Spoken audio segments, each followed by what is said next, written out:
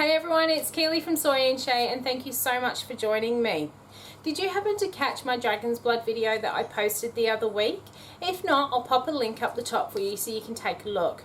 The reason I mentioned that video is because in there I said that the very first soap I ever attempted to make, and it just went so horribly wrong for me, was using the fragrance oil Love Spell, but I also wanted to give it another go.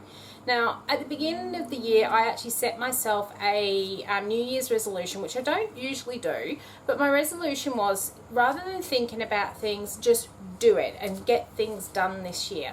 So I figured I may as well make my Love Spell soap. So that's what we're going to go and do today.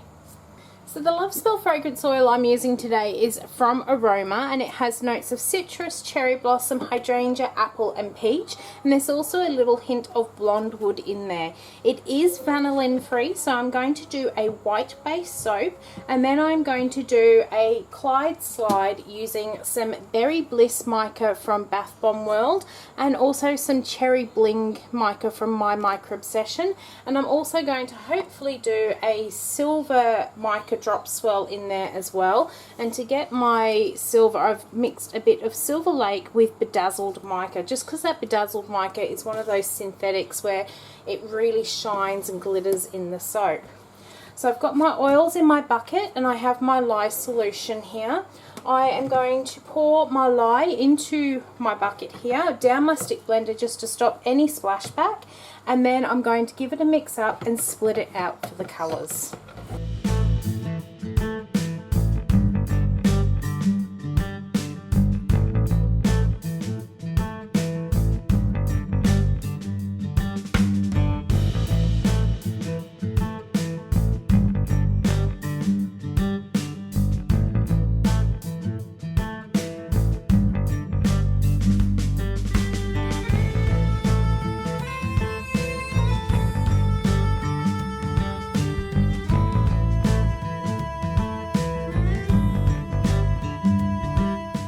Alright, so we've got our colours and our fragrances all mixed up now. Now my interpretation of doing a Clyde slide is that you have your base here and then you pour your colours into just the one side of it.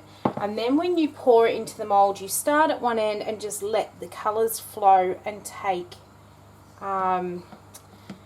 whichever path that they actually want to take. So all I'm going to do is alternate between my pink and my purple into this one side. Now I am going to do my Clyde slide just a little differently, so I'm going to do my colours as I've seen it done, and then I'm actually going to do my mica drop swirl into here. In fact, I'm going to pour a bit of that in now to get that in through the rest of the colours there, and then I will actually take my spatula and also give that just a very light swirl in the buckets. I'm kind of incorporating 3 different pouring techniques all in one go. I'm going to pour some more of that silver in there. Right, so I'm going to leave that in there. We'll scrape it out in a bit. It is staying nice and fluid for me, but I don't really want to risk it setting because I do want to try and get this nice swirl going through my mould. Just wipe my mess up there. I'm going to grab my spatula and I'm quite literally going to start just at going down, swirl it round and through the middle. So it's kind of like an in the pot Clyde slide, and we'll see what we'll end up with. And I'm still going to pour it the same way, starting at one end and just letting my soap butter actually form its own pattern. So we're going to pop the mould there, and I'm just going to grab my bucket. So most of my colour was poured onto this side of the bucket, so I'm going to have that on one side of my mould, and I'm now just going to pour it in and let it flow, and we'll see what we end up with. It's looking really pretty so far. Alright, so I'm going to get these buckets actually scraped out. We'll just shuffle that down there a little bit. We'll get the buckets scraped out, and then I'm going to do a piped top on this one. So I'm back to pipe the top of this now. I have in my piping bag a Wilton 8B tip, and when I made my piping mix up, I did a white base And then I mixed up some of that pink and some of that purple mica with some olive oil, and I dropped it through, and then I kind of mixed it very, very gently. The idea is I wanted to have a different colour top, but I didn't want one or the other. I wanted kind of a muted sort of look. So I thought, well, if we do a mica swirl through it, we might get a bit of both of those colours, and, well, we'll see what happens. So I'm just popping my first layer down. Now, if you follow along with me on my Instagram account, the other day I posted on there that I bought myself a birthday present, and that was a kombucha brewing set. And I mentioned on there that now that I am self-employed, I always buy myself a birthday present. Reason being is because being self-employed, I'm a lot more conscious of my money, and I've gone back to that sort of time when if you didn't have the money, you couldn't have it, and you would have to save for things. And so for me, when I spend my money throughout the year, it's usually on essential things that I know that we need.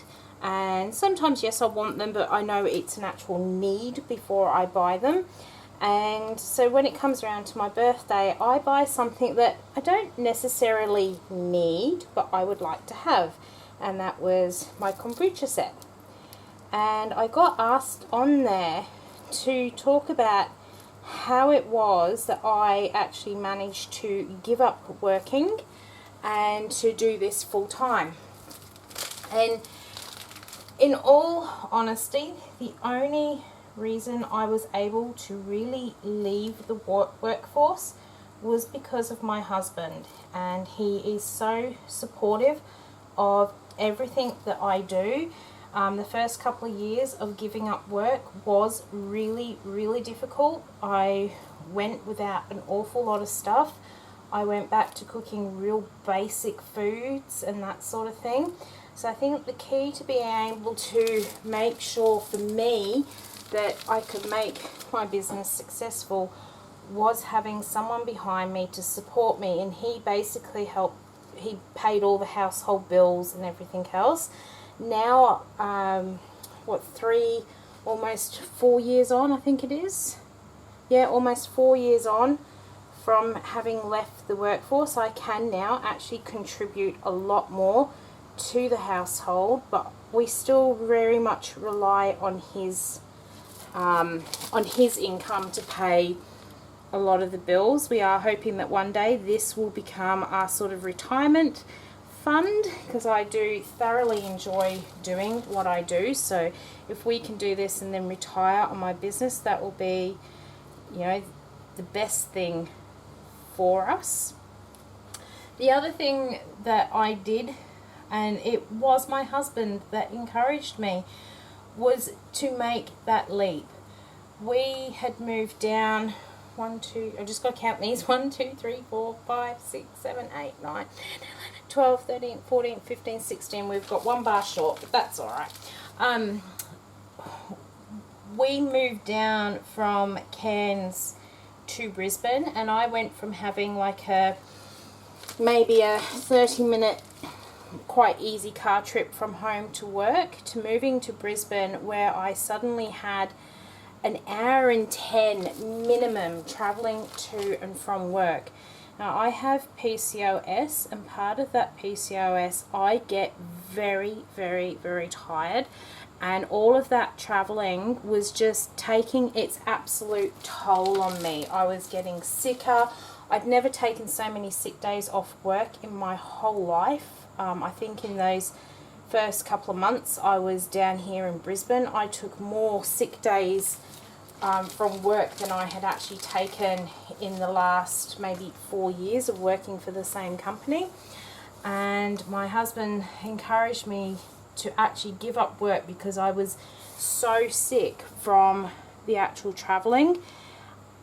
And it was a matter of having that faith that he was going to support me, knowing I could always go back into the workforce if I wanted to or had to. And believe me, there were times in those first couple of years where I thought, no, this is ridiculous. I have to go back to work. We're not surviving on just his income.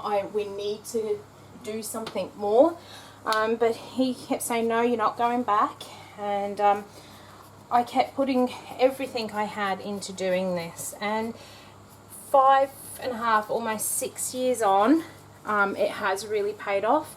So the best way I can really say, and you have to be in the right situation, is to have someone behind you that really supports everything you do. Not only does my husband support me, my parents support everything I do as well.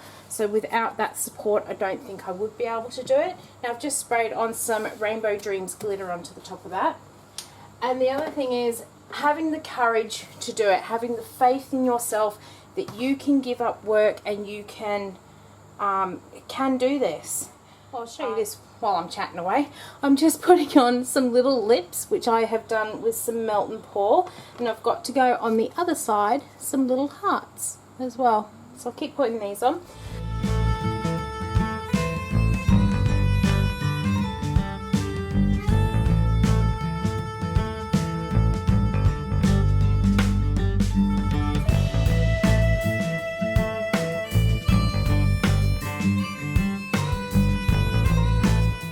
So I am very pleased to report that Love Spell from Aroma behaves very well in this soap recipe and was a much better experience than my first time ever piping soap. The glitter is looking gorgeous on the top of here, and all those little hearts and lips as well. So I'm going to leave this one sit here for about 18 to 24 hours, and then I'm going to come and cut it, and we'll see what we get on the inside from doing that Clyde slide in the pot and mica swirl all in one. Okay, so I am back to unmold and cut this one up, but I just wanted to go through a couple of other things, because when I sat and watched some of the playback of making this, I probably really didn't give that much information about how I actually went into going working for myself and leaving the workforce. So I was actually quite fortunate in that where I was working at the time, I saw some opportunities which I very quickly took. I started off working 5 days a week at my new workplace in Brisbane, and we got into a sort of situation when the manager went off on maternity leave that we ended up with a position opening up that was only a 4 day a week position. So I actually put my hand up for it and decided that I was going to go down to the 4 days a week. And what I noticed when I was doing 4 days a week was that I could spend a lot more time. I actually had 2 businesses at the time, and I could spend a lot more time on both of those businesses, and my sales went up each time I took that extra day off. I then carried on doing that for a while, and then we ended up, the boss came back off maternity leave, and we ended up in a situation where we had, again, one too many work days within our department. So I, again, put my hand up and said, well, I can solve that situation for you, and I would like to go 3 days a week. And that's how I ended up actually taking that leap to go and work for myself rather than carry on working in the workforce. Bring this one up for you to have a closer look. So I did do it in like little baby steps. So I went from working 5 days, 4 days, 3 days, and then because of that support from my husband, I was able to then take that leap and actually quit work and start working for myself. So I am going to go and get my cutter, and then we're going to cut this one up. Okay, so we've got that multi-bar cutter, and it's now time to cut this Love Spell soap. Now I'm hoping I am going to miss everything on here. It looks like I may. We'll give it a go and see what happens. So we're going to go straight down. Excellent. I think I've just shaved one of the hearts, but only by a very, very small amount.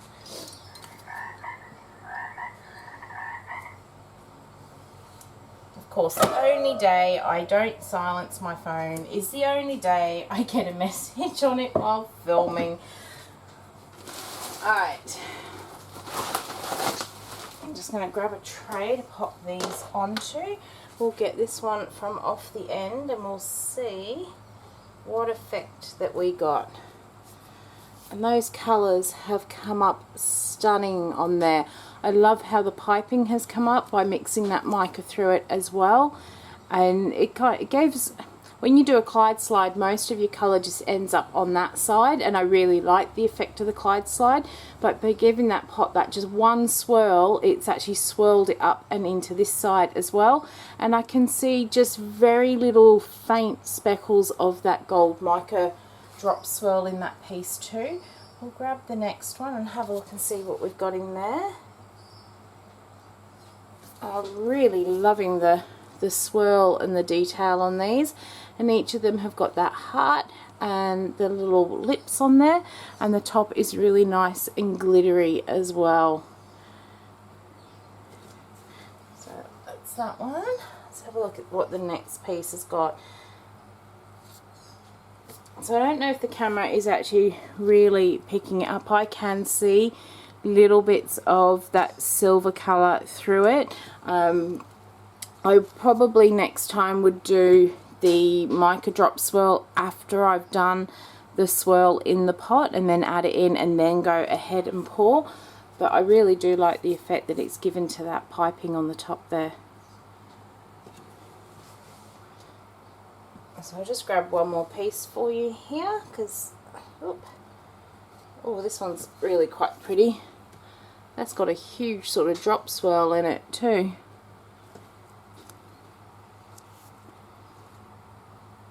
So this soap, I'm making this one in mid-December, so this soap will be available, well, it'll be fully cured by mid-January. However, I am going on holiday in mid-January, so I probably won't have this one loaded on the website until about the 28th of January, so it will be out just in time for Valentine's Day orders.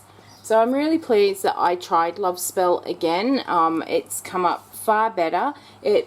It smells really sweet. It doesn't smell like those old wet tea bags that I described in that Dragon's Blood video. So hopefully this one will cure really nicely on my rack and won't think I've got wet tea bags sitting in the sink every time I come into the workshop. So I hope you have enjoyed watching me make my Love Spell soap. If you did, why not leave me a thumbs up and any comments down below. If there are any things that you would like me to talk about how I got into making candles and soaps and everything else, leave them down below and I can certainly get back to you with any information or include it into one of the videos. If you haven't already, why not subscribe to the channel? I do bring out a weekly video, and if you hit the little bell, it will let you know the next time that upload comes out. Occasionally we do have some little sneaky extras during the week as well. So thank you so much for joining me, and until the next time, have a great week. Bye.